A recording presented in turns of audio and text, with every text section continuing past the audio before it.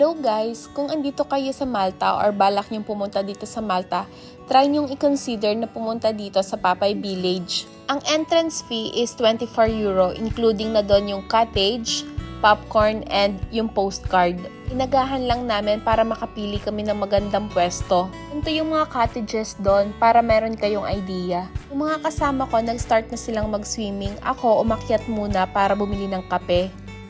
Sakto naman pag-akyat ko, nagpe-perform pala sila. Sailor ain't a sailor anymore. Don't crawl on the rope, don't climb up the mast. Nakakatuwa nga't napanood ko yung performance nila. Sakto naman pagbaba ko, nag-i-start na pala silang kumain, kaya kakain muna ako guys. At after namin kumain, ayun, swimming na naman. O tingnan nyo nga at meron pa palang pasumba dito.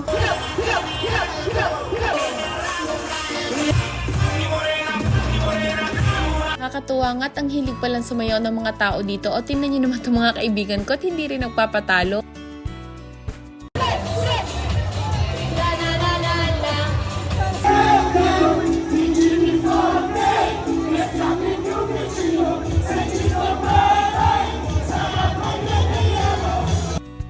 After magsawa ng lahat sa pagsuswimming, naisipan naming maglibot-libot dito sa village. Sa halagang €24 para sa entrance, okay na siya.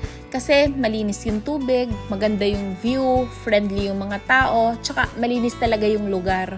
Hindi ko na nga na-videohan yung buong village pero maganda talaga siya. Marami kayong pwedeng pagpicturan. Sa mga ayaw magbaon ng pagkain, pwede naman kasi meron ng mga restaurant and cafe sa loob ng village. After naming malibot yung buong village, kinlaim na namin yung free namin popcorn and postcard. After nun, umuwi na din kami kasi hanggang 6 PM lang yung bus. Bye guys!